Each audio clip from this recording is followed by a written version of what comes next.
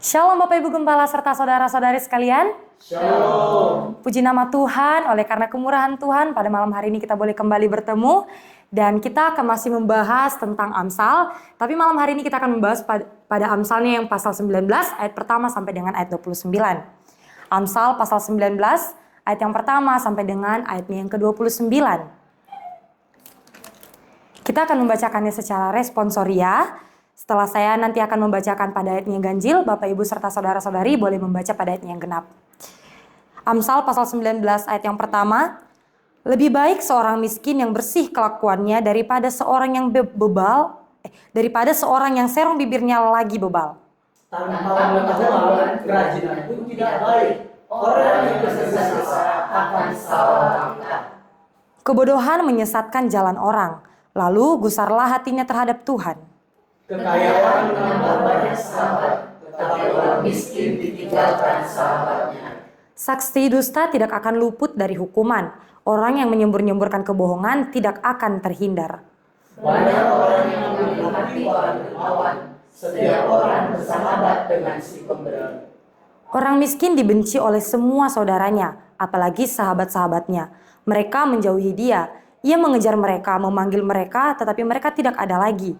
Siapa yang peroleh alam budi, mengasihi dirinya. Siapa berpegang pada pengertian, mendapat kebahagiaan. Saksi dusta tidak akan luput dari hukuman. Orang yang menyembur-nyemburkan kebohongan akan binasa. Kemewahan tidak layak bagi orang bebal, apalagi bagi seorang budak memerintah pembesaran.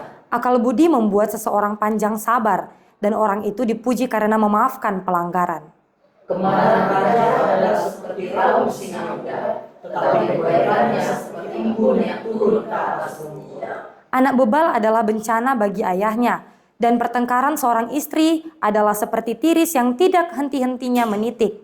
Rumah dan harta adalah warisan nenek moyang, tetapi istri yang berakal budi adalah karunia Tuhan. Kemalasan mendatangkan tidur nyenyak, dan orang yang lamban akan menderita lapar. Siapa berpegang pada perintah memelihara nyawanya, tetapi siapa menghina firman akan mati. Siapa menaruh belas kasihan kepada orang yang lemah, memiutangi Tuhan, yang akan membalas perbuatannya itu. Ajarlah anakmu selama ada harapan, tetapi jangan engkau menginginkan kematiannya. Orang yang sangat cepat marah akan kena denda, karena jika engkau hendak menolongnya, engkau hanya menambah marahnya. Dengarkanlah nasihat dan terimalah didikan, supaya engkau menjadi bijak di masa depan. Banyaklah rancangan di hati manusia, tetapi keputusan Tuhanlah yang terlaksana. Sifat yang diinginkan pada seseorang ialah kesetiaannya. Lebih baik orang miskin daripada seorang pemokong. Takut akan Allah mendatangkan hidup, maka orang bermalam dengan puas tanpa ditimpa malapetaka. Si pemalas mencelup tangannya ke dalam pinggan, tetapi tidak juga mengembalikannya ke mulut. Jikalau si pencemooh kau pukul, barulah orang yang tak berpengalaman menjadi bijak. Jikalau orang yang berpengertian ditegur, ia menjadi insaf. Anak yang menganiaya ayahnya atau mengusir ibunya memburukan dan memalukan diri. Hai anakku, jangan lagi mendengarkan didikan kalau engkau menyimpan juga dari perkataan-perkataan yang memberi pengetahuan. Saksi yang tidak berguna mencemoohkan hukum, dan mulut orang fasik menelan dusta. Bersama-sama, hukuman bagi si pencemooh tersedia, dan pukulan bagi punggung orang bebal. Amin. Pada malam hari ini, saya memberi judul Membangun Karakter dan Integritas yang Berkenan kepada Tuhan. Sekali lagi, membangun karakter dan integritas yang berkenan kepada Tuhan. Dalam dunia yang sering mengutamakan kesuksesan materi dan popularitas, kita sering dihadapkan pada pilihan-pilihan yang menguji karakter dan integritas kita. Setiap hari kita menyaksikan berita tentang skandal korupsi, penipuan, dan perilaku yang tidak etis yang merusak kepercayaan publik. Di tengah realitas ini, kita sebagai pengikut Kristus dipanggil untuk menjadi terang dan garam dunia untuk menunjukkan standar moral dan etika yang berbeda. Sekali lagi, kita anak-anak Tuhan dipanggil untuk menjadi terang dan garam dunia untuk menunjukkan standar moral dan etika yang berbeda. Kitab Amsal, khususnya pada Amsal yang 19 yang sudah kita baca tadi, memberikan kita panduan yang berharga tentang bagaimana membangun dan mempertahankan karakter serta integritas yang berkenan kepada Tuhan.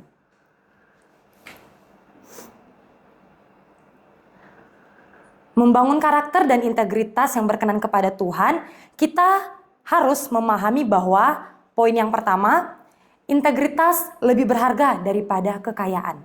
Sekali lagi, integritas lebih berharga daripada kekayaan. Pada ayatnya yang pertama, dituliskan, lebih baik seorang miskin yang bersih kelakuannya daripada seorang yang serong bibirnya lagi bebal.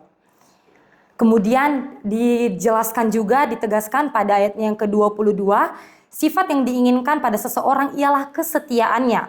Lebih baik orang miskin daripada seorang pembohong. Kedua ayat ini dengan tegas menyatakan bahwa integritas itu jauh lebih berharga daripada kekayaan materi. Pada umumnya kita lebih beranggapan bahwa kesuksesan itu adalah karena keuangan yang semakin meninggi, karena kekayaan harta yang dimilikinya. Namun firman Tuhan menegaskan bahwa karakter yang bersih dan kesetiaan jauh lebih dihargai daripada kekayaan yang diperoleh melalui kebohongan atau kecurangan. Sebagai pengikut Kristus, kita dipanggil untuk menjunjung tinggi standar integritas ini. Bahkan ketika kita harus mengorbankan keuntungan materi jangka pendek. Yesus sendiri mengatakan di dalam Markus pasal 8 ayat yang ke-36, apa gunanya seorang memperoleh seluruh dunia tetapi kehilangan nyawanya? Ini mengingatkan kepada kita bahwa nilai sejati seseorang tidak terletak dari apa yang mereka miliki, tetapi integritas yang dimiliki oleh pribadi itu. Sekali lagi, ini mengingatkan bahwa nilai sejati seseorang tidak terletak pada apa yang mereka miliki, tetapi integritas yang dimiliki oleh pribadi itu. Ini sama halnya dengan kamu berharga bukan karena apa yang kamu miliki, tetapi karena Tuhan Yesus Kristus yang sudah menjadikanmu berharga. Amin. Jadi bukan karena rumah yang besar, uang yang banyak, mobil mewah, tetapi ya bukan hal-hal itu yang menjadikan kita bernilai atau berharga, tapi Tuhan Yesus sendiri yang sudah menjadikan kita berharga. Amin. Kemudian, bagaimana kita membangun karakter dan integritas yang berkenan kepada Tuhan? Poinnya yang kedua ialah pengendalian diri adalah tanda kebijaksanaan sejati. Pada ayatnya yang ke-11 dituliskan, akal budi membuat seseorang panjang sabar dan orang itu dipuji karena memaafkan pelanggaran. Ayat ini menyoroti hubungan antara kebijaksanaan dan pengendalian diri. Kebijaksanaan sejati tidak hanya tentang memiliki pengetahuan, tetapi juga kemampuan untuk menerapkan pengetahuan itu dengan tepat, terutama dalam situasi yang menentang secara emosional. Kesabaran yang disebutkan dalam ayat ini adalah aspek penting dalam pengendalian diri. Ini melibatkan kemampuan untuk menahan diri dari tindakan atau kata-kata yang mungkin akan kita sesali di kemudian hari. Lebih jauh lagi, ayat yang ke-11 ini berbicara tentang kemampuan untuk memaafkan. Memaafkan bukan berarti melupakan atau membenarkan kesalahan, tetapi memilih untuk membiarkan pelanggaran orang lain mengendalikan emosi dan tindakan kita. Tetapi memilih untuk tidak membiarkan pelanggaran orang lain mengendalikan emosi dan tindakan kita. Ini adalah tindakan kekuatan, bukan kelemahan.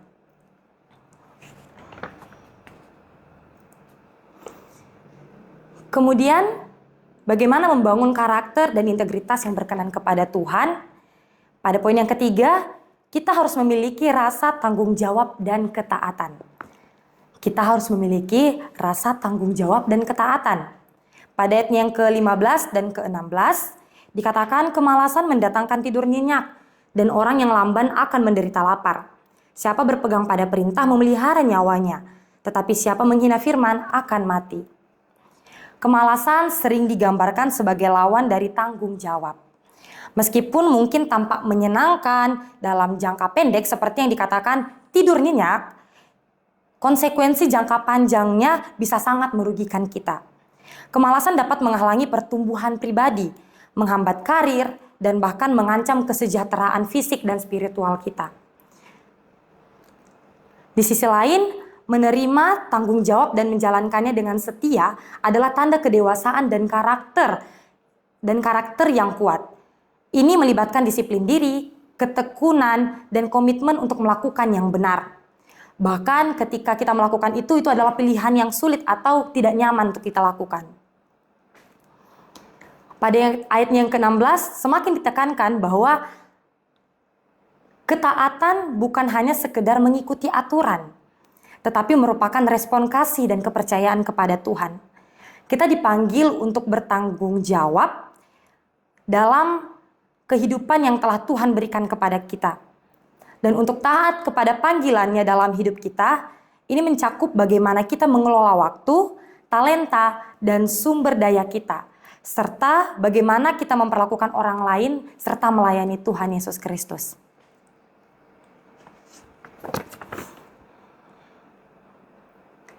Kemudian poin yang keempat, bagaimana membangun karakter dan integritas yang berkenan kepada Tuhan, ialah dalam membangun ini kita harus takut akan Tuhan. Ini adalah prinsip utama dan yang pertama ialah takut akan Tuhan. Takut akan Tuhan adalah fondasi dan karakter yang kokoh dari sumber kehidupan yang sejati. Kalau kita lihat pada ayat yang ke-23 dikatakan, takut akan Allah mendatangkan hidup, maka orang bermalam dengan puas tanpa ditimpa malapetaka. Takut akan Tuhan dalam konteks ini bukan berarti rasa takut yang melumpuhkan kita, melainkan rasa hormat yang mendalam, kekaguman dan pengakuan akan kedaulatan Tuhan atas hidup kita. Takut akan Tuhan mempengaruhi setiap aspek kehidupan kita, teman-teman. Ini membentuk cara kita berpikir, berbicara, dan bertindak. Ini memberikan perspektif yang benar tentang diri kita sendiri, orang lain, dan dunia di sekitar kita. Ketika kita menyadari bahwa kita bertanggung jawab kepada Tuhan yang Maha Kuasa dan Maha Baik, itu memberi kita motivasi yang kuat untuk hidup dengan integritas dan karakter yang baik. Kita dipanggil untuk mengembangkan rasa takut akan Tuhan dalam diri kita.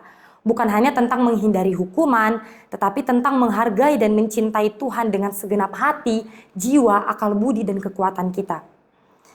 Ketika kita melakukan ini, kita akan menemukan bahwa takut akan Tuhan memang adalah permulaan pengetahuan di dalam Amsal pasal 1 ayat ke-7 dan sumber kehidupan yang sejati.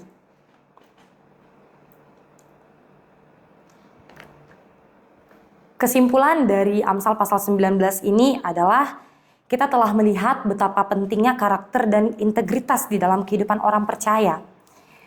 Mari kita mengingat kembali 4 poin utama yang telah kita dengarkan tadi. Yang pertama, integritas lebih berharga daripada kekayaan materi. Tuhan menghargai kejujuran dan ketulusan hati kita lebih dari apapun yang kita bisa peroleh secara materi. Kemudian poin yang kedua, kebijaksanaan sejati tercermin dalam pengendalian diri. Kemampuan kita untuk bersabar dan memaafkan adalah tanda kedewasaan di dalam diri kita. Kemudian yang ketiga, ialah tanggung jawab dan ketaatan adalah kunci dalam membangun karakter yang kuat. Ketekunan dan kepatuhan kepada firman Tuhan membawa kehidupan dan berkat. Kemudian poin yang keempat, takut akan Tuhan adalah sumber kehidupan yang sejati. Menghormati dan mengagumi Tuhan membawa kepuasan dan perlindungan di dalam hidup kita. Membangun karakter dan integritas bukanlah hal yang mudah atau cepat. Ini adalah perjalanan hidup yang membutuhkan komitmen, konsistensi, dan anugerah Tuhan. Namun kita harus tekun dalam upaya ini, teman-teman. Kita tidak hanya akan menemukan kepuasan pribadi, tetapi juga akan menjadi saksi yang hidup bagi Kristus di dunia ini. Tantangan bagi kita adalah untuk merefleksikan area-area di dalam hidup kita di mana kita perlu bertumbuh di dalam karakter dan integritas. Mungkin itu dalam hal kejujuran di tempat kerja, kemudian kesabaran dalam hubungan, kesetiaan dalam tanggung jawab, atau bahkan kerendahan hati dalam pelayanan. Apapun itu, mari kita meminta pertolongan Roh Kudus untuk terus membentuk kita menjadi serupa dengan Kristus. Ingatlah, sebagai pengikut Kristus, kita dipanggil untuk menjadi terang dan garam dunia. Karakter dan integritas kita mungkin adalah satu-satunya kitab yang terbuka yang akan dibaca oleh orang-orang di sekitar kita. Oleh karena itu, marilah kita berkomitmen untuk hidup dengan cara memuliakan Tuhan, mencerminkan karakternya dan menarik orang lain kepadanya. Kiranya Tuhan Yesus memberkati kita semua saat kita berusaha untuk hidup dengan karakter dan integritas yang berkenan kepadanya. Amin. Mari kita satukan hati kita berdoa. Segala pujian dan syukur hormat hanya bagimu Bapa. Kami bersyukur untuk firman-Mu malam hari ini. Kami telah mendengarkannya Tuhan dari Amsal pasal 19, di mana kami diajari untuk semakin disiplin dan berintegritas dalam melakukan segala sesuatu Bapa. Ajari kami Tuhan, pimpin kami Roh Kudus dalam melakukan kebenaran firman-Mu pada malam hari ini. Biar kami orang-orang yang Kau panggil, orang-orang percaya, boleh menjadi orang-orang ternama yang di atas rata-rata, tidak seperti sama orang-orang ternama yang ada di dunia ini. Tapi kami mau Tuhan, Roh Kudus-Mu pimpin kami, ajari kami ya Roh Kudus. Biar kami melakukannya sesuai dengan kehendak firman-Mu Tuhan. Bukan dari keinginan dalam diri kami, bukan karena kami ingin terkenal, bukan karena kami ingin didengarkan, atau mungkin bukan karena kami ingin diperhatikan oleh orang lain. Tapi kami mau Tuhan, hidup kami Kau pakai, supaya kami boleh memotivasi orang lain dan membawa mereka kepada Tuhan yang hidup. Di dalam nama Tuhan Yesus, kami percaya firman-Mu pada malam hari ini mengubahkan hidup kami. Di dalam nama Tuhan Yesus, kami telah bersuka cita mendengarkan kebenaran firman-Mu. Haleluya. Amin. Shalom teman-teman, Tuhan Yesus memberkati. Shalom.